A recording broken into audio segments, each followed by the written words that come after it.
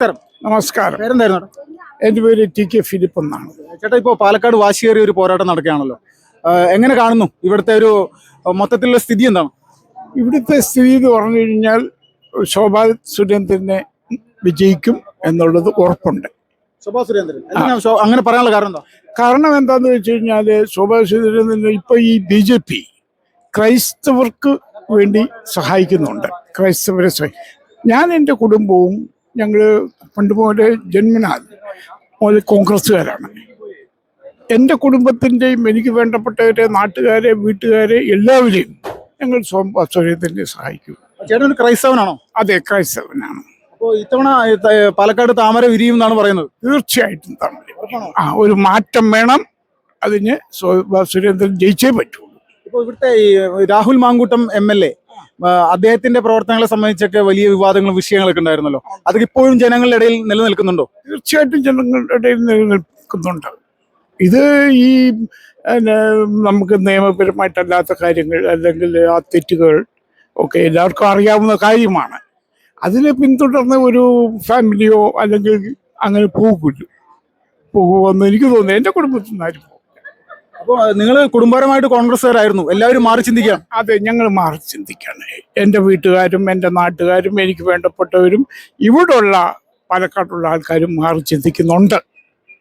ശോഭാ സുരേന്ദ്രന്റെ പ്രചരണങ്ങളൊക്കെ എങ്ങനെയുണ്ട് ഇവിടെ? തീർച്ചയായിട്ടും നല്ല പ്രചരണമാണ്. ഒരു വിജയകരമായിട്ട് തീർച്ചയായിട്ടും ഇവിടെ വിജയിക്കും. ഉറപ്പാണ്. എല്ലാ പ്രാവശ്യവും BJP വിജയിക്കും എന്ന് പറയും, പക്ഷെ അവസാന ഘട്ടത്തിൽ പരാജയപ്പെടാറാണല്ലോ പതിവ്. അത് പറച്ചിലല്ലേ, അത് പണ്ടത്തെ കാലത്തല്ലേ. ഇപ്പോൾ മാറ്റങ്ങളുണ്ടല്ലോ.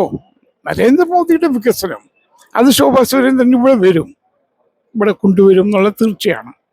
സാധാരണക്കാരായിട്ടുള്ള ജനങ്ങൾ ഇത്തവണ മാറി ചിന്തിക്കും. തീർച്ചയായിട്ടും മാറി ചിന്തിക്കും. ഇവിടെ ശോഭാ സുരേന്ദ്രനെ വരുകൊള്ളൂ, താമരയെ വരുകൊള്ളൂ. അതുകൊണ്ട് എല്ലാവർക്കും തുല്യമായിട്ടുള്ള നീതി കിട്ടും എന്ന് ഉറപ്പാണ്. നമസ്തേ.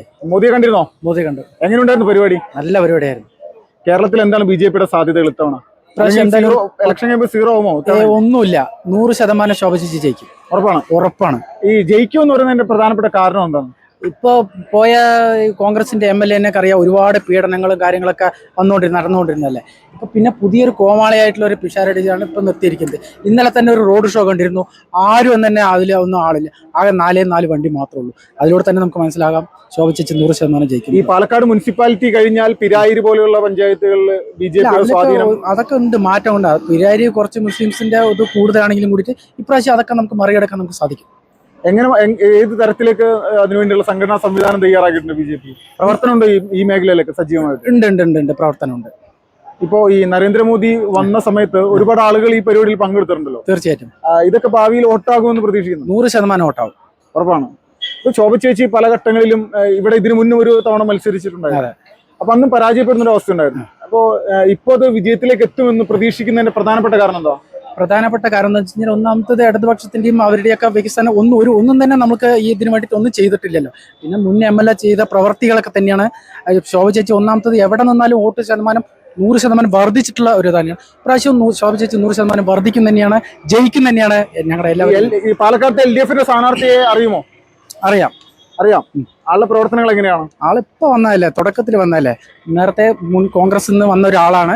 ഇപ്പോൾ കോൺഗ്രസിന്റെ നമ്മളെ ഷാഫി പറമ്പലിലേക്ക് അനുയായിക്കാണെന്നാണ് നമ്മൾ അറിഞ്ഞിരുന്നത്. ഇപ്രാവശ്യം അത് നമുക്ക് എന്തായാലും ഗുണം തന്നെയാണ്. ശരി. പാലക്കാട് ന്യൂനപക്ഷ വോട്ടുകൾ സ്പ്ലിറ്റ് ആവുമെന്ന് പ്രതീക്ഷിക്കുന്നുണ്ടോ? അത് ഉറപ്പാണ്. കണ്ടിരുന്നോ? ഇത് കണ്ടിരുന്നല്ലോ, കാണാനായിട്ട് വന്നത്. എങ്ങനെയുണ്ടായിരുന്നു പരിപാടി? എങ്ങനെയുണ്ടായിരുന്നു? ഗംഭീരമായിരുന്നു, അതിഗംഭീരമായിരുന്നു. കേരളത്തിൽ എങ്ങനെയാണ് BJP മാറ്റങ്ങൾ എങ്ങനെയാണ്? ഇപ്രാവശ്യം ഒരു മാറ്റം ഉണ്ടാകുന്ന തീർച്ചയായും പ്രതീക്ഷിക്കാം. ഉറപ്പാണ്. അതിനുവേണ്ടിയുള്ള പ്രവർത്തനങ്ങളൊക്കെ നടക്കുന്നുണ്ടെന്നുള്ളത് അറിയാൻ സാധിക്കുന്നത്. നിങ്ങളെവിടെ സ്ഥലം എവിടെ? ഞാനിവിടെ വണ്ടിത്താവളം, ഇവിടുത്തെ 22 കിലോമീറ്റർ അകലെയുള്ള വണ്ടിത്താവളം എന്ന സ്ഥലത്താണ് വന്നിരിക്കുന്നത്. ഇത് രണ്ടാമത്തെ പ്രാവശ്യം മോദിജിയെ കാണാൻ വരുന്നത്. പാലക്കാട് എങ്ങനെയാണ് BJP സാധ്യതകൾ? ഇപ്രാവശ്യം സുരേന്ദ്രൻ 100% ജയിക്കും തന്നെയാണ് വിശ്വാസം. ജയിക്കും ശോഭാ സുരേന്ദ്രൻ. ഉറപ്പാണ്. കാരണം എന്താ ഈ ശോഭാ സുരേന്ദ്രൻ ജയിക്കുമെന്ന് പറയുമ്പോൾ? അല്ല, കാരണം അദ്ദേഹത്തിന് അവർ ഒരുപാട് എന്താ പറയാ ഒത്തിരി കാലങ്ങളിൽ പ്രവർത്തിച്ചൊരു അനുഭവ പരിചയമുണ്ട്. പിന്നെ ഇവിടുത്തെ ട്രെൻഡ് നേരത്തെ UDF-ന്റെ LDF ആയതുകൊണ്ടാണ് മാറി അവർ ജയിക്കാതെ പോയത്. കഴിഞ്ഞ പ്രാവശ്യം ഏകദേശം അവരുടെ സ്ഥാനത്ത് എത്തിയിട്ടുണ്ട്. ജയിക്കുന്നുള്ളത് തന്നെയാണ് വിശ്വാസം. ഉറപ്പാണ്. ഈ പാലക്കാട് മുനിസിപ്പാലിറ്റി ഒഴികെയുള്ള പഞ്ചായത്തുകളിൽ BJP സ്വാധീനം പ്രതീക്ഷിക്കുന്നതിലും കൂടുതലായിട്ട് വർദ്ധിച്ചിട്ടുണ്ടോ? തീർച്ചയായും വർദ്ധിച്ചിട്ടുണ്ട്. ഇപ്രാവശ്യം 100% ശോഭാ സുരേന്ദ്രൻ ജയിച്ചു വരുന്നതിനാണ് എല്ലാവരും പറയുന്നത്. അങ്ങനെ തന്നെ ആവും. അത് വികസനത്തിനായിട്ടുള്ള ഒരു വോട്ടായിരിക്കും. തീർച്ചയായും ജനങ്ങൾ തീർച്ചയായും മാറ്റി ചിന്തിക്കാൻ തുടങ്ങി കഴിഞ്ഞു. നമസ്കാരം. എങ്ങനെയുണ്ട് കാര്യങ്ങൾ? അടിപൊളി അടിപൊളി അടിപൊളി. ഞങ്ങൾ മലപ്പുറത്ത് വരുന്നത്. അടിപൊളി പരിപാടി. ഒരുപാട് ജനങ്ങളുണ്ട്. മോദിജിനെ നേരിട്ട് കണ്ടതിൽ വലിയ സന്തോഷം. ചെറിയ നേരത്തെ കണ്ടുള്ളൂ, പക്ഷെ വലിയ സന്തോഷം. എല്ലാവരും കണ്ടു, വന്നവർക്ക് എല്ലാവരും കാണാൻ പറ്റിയെന്നുള്ളതാണ് സന്തോഷം. ഇവിടെ കേരളത്തിൽ മാറ്റം ഉണ്ടാവുന്ന പ്രതീക്ഷ? കേരളത്തിൽ പാലക്കാട് എന്തായാലും പിടിക്കും. അതുപോലെ നേമം, വട്ടിയൂർക്കാവ്, അതുപോലെ ഒരുപാട് മണ്ഡലത്തിൽ 14 സീറ്റ് എന്തായാലും കിട്ടും. ഉറപ്പാണ്? 100%. അപ്പൊ ഇതിനുള്ള സാധ്യതകൾ എന്താ പറയുന്നത്? സാധ്യതകൾ മോദിയുടെ വികസനം. ഇവിടുത്തെ കേരള സംസ്ഥാന ഭരണം വളരെ മോശമാണ്. അതൊക്കെ വികസനമായിട്ട് നമുക്ക് കാണിച്ചു കൊടുക്കാൻ പറ്റുന്നുണ്ട്. നരേന്ദ്രമോദി ഓരോ പ്രവർത്തനങ്ങൾ ചെയ്യുന്നതും നരേന്ദ്രമോദി കൃത്യമായിട്ട് ജനങ്ങളിലേക്ക് എത്തിക്കുന്നുണ്ട്. അത് ഇവിടെ കേരളത്തിൽ ജനങ്ങൾ കിട്ടണമെന്നുണ്ടെങ്കിൽ ഇവിടെ MLA വേണം, BJP MLA വേണം, BJPക്ക് MLA വേണം, നിയമസഭയിൽ ആളുകൾ വേണം. ഈ പിണറായി സർക്കാരിന് 100-ൽ എത്ര മാർക്ക് കൊടുക്കും? 100-ൽ 1 മാർക്കും കൊടുക്കില്ല. കട്ടുമുടിച്ചു മൊത്തം. അത് മാറ്റം വേണമെന്നുണ്ടെങ്കിൽ BJPന്റെ MLA നിയമസഭയിൽ വേണം. ഉറപ്പാണ്? ഒരു സംശയമല്ല. നമസ്കാരം. മോദിജി വരികയാണല്ലോ പാലക്കാട്. എങ്ങനെയുണ്ട് ഇത്തവണ കേരളത്തിൽ ചേഞ്ച് ഉണ്ടാവാനുള്ള സാധ്യത? 100 വട്ടം ശോഭാ സുരേന്ദ്രൻ ജയിച്ചിരിക്കും. കാരണം ഇത്ര ഉറപ്പിച്ച് പറയാനുള്ള കാരണം അതിന്റേതായിട്ടുള്ള കുറെ പ്രശ്നങ്ങളുണ്ട്, അതുകൊണ്ട് അത് ജയിച്ചിരിക്കും. ശോഭാ സുരേന്ദ്രൻ ആയതുകൊണ്ട് ജയിച്ചിരിക്കും. കേരളത്തിലെ ഹൈന്ദവ സമൂഹം ഇത്തവണെങ്കിലും മാറി ചിന്തിക്കുന്നുണ്ട്, ഉണർവുണ്ട്, 100 മടങ്ങുണ്ട്.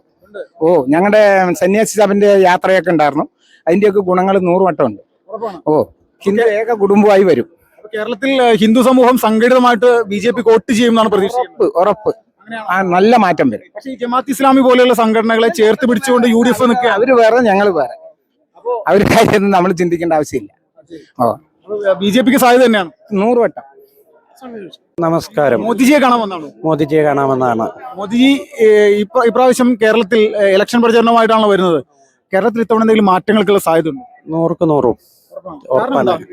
കാരണം അവരുടെ പ്രവർത്തനം അങ്ങനെയാണ്. ഇതുവരെ അവരുടെ പ്രവർത്തനം കേരളം അറിഞ്ഞിരുന്നില്ല, എല്ലാം മൂടി വെച്ച് വേറെ പേരിൽ അറിയപ്പെടുകയായിരുന്നു. ഇന്നങ്ങനെയല്ല. അവര് എന്ത് ചെയ്യുന്നോ, കേന്ദ്രം എന്ത് ചെയ്യുന്നോ അത് കേരളത്തിലെ ജനങ്ങൾ അറിയുന്നുണ്ട്. അതുകൊണ്ട് 100% മാറ്റം വരും എന്നാണ് എൻ്റെ. കേരളത്തിലെ ഹൈന്ദവ സമൂഹം ഇത്തവണ മാറി ചിന്തിക്കാനുള്ള സാധ്യതയുണ്ടോ? അങ്ങനെ ഹൈന്ദവനെന്ന് മാത്രമൊന്നുമില്ല, അത് എല്ലാവരും മാറി ചിന്തിച്ചിട്ടുണ്ട്. നമ്മുടെ നാട്ടിലുള്ള SDP അല്ലെങ്കിൽ ജമാഅത്ത് ഇസ്ലാമി പോലെയുള്ള ചില വർഗീയ സംഘടനകളെ ചേർത്ത് പിടിച്ചുകൊണ്ട് ഇവിടുത്തെ മുഖ്യ പ്രതിപക്ഷമായിട്ടുള്ള UDF മുന്നോട്ട് പോവുകയാണല്ലോ. അപ്പൊ പാലക്കാട് മണ്ഡലത്തിൽ പോലും അവരങ്ങനെ ചെയ്യുമെന്ന് പ്രതീക്ഷിക്കുന്നുണ്ടോ? അത് നമുക്ക് കാത്തിരുന്ന് കാണാം, അത്രേ പറയാനുള്ളൂ.